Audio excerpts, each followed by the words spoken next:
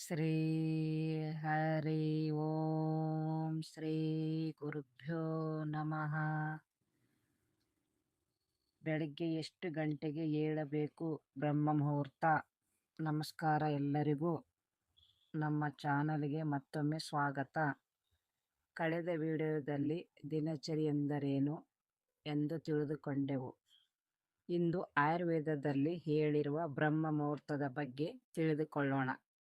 ಬ್ರಹ್ಮ ಮುಹೂರ್ತ ಎಂದರೆ ಸೂರ್ಯೋದಯಕ್ಕೆ ಸುಮಾರು 1.5 ಗಂಟೆ ಮೊದಲು ಇರುವ ಸಮಯ.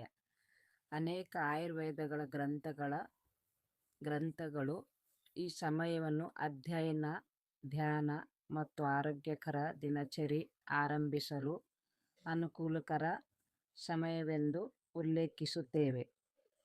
ಆದರೆ ಎಲ್ಲರೂ ಬೆಳಗ್ಗೆ 4 ಗಂಟೆಗೆ ಎದ್ದೇ ಆಗಬೇಕು ಎಂಬ ನಿಯಮ ಇಲ್ಲ.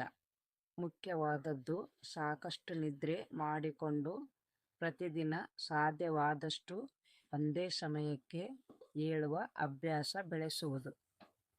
ಬೆಳಗ್ಗೆ ಬೇಗ ಏಳುವುದರಿಂದ ದಿನವನ್ನು ಶಾಂತವಾಗಿ ಆರಂಭಿಸಲು ಸಮಯ ಸಿಗಬಹುದು. ವ್ಯಾಯಾಮ, ಯೋಗ ಅಥವಾ ಧ್ಯಾನಕ್ಕೆ ಸಮಯ ಮೀಸಲಿಡಬೇಕು. ದಿನದ ಕೆಲಸಗಳನ್ನು ಯೋಚಿಸಲು, ದಿನವನ್ನು ಶಾಂತವಾಗಿ ಆರಂಭಿಸಲು ಸಮಯ ಸಿಗಬಹುದು.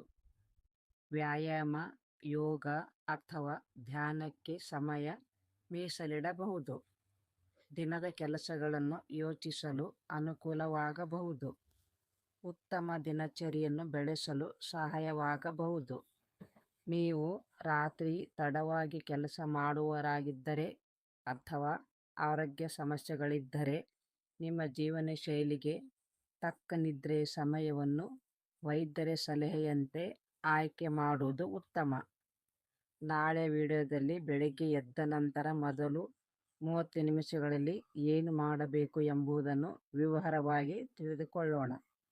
ಈ ವಿಡಿಯೋ ನಿಮಗೆ ಇಷ್ಟವಾದರೆ ಲೈಕ್ ಮಾಡಿ, ಕಮೆಂಟ್ ಮಾಡಿ ಮತ್ತು ನಮ್ಮ ಚಾನಲನ್ನು ಸಬ್ಸ್ಕ್ರೈಬ್ ಮಾಡಿ. ಧನ್ಯವಾದಗಳು.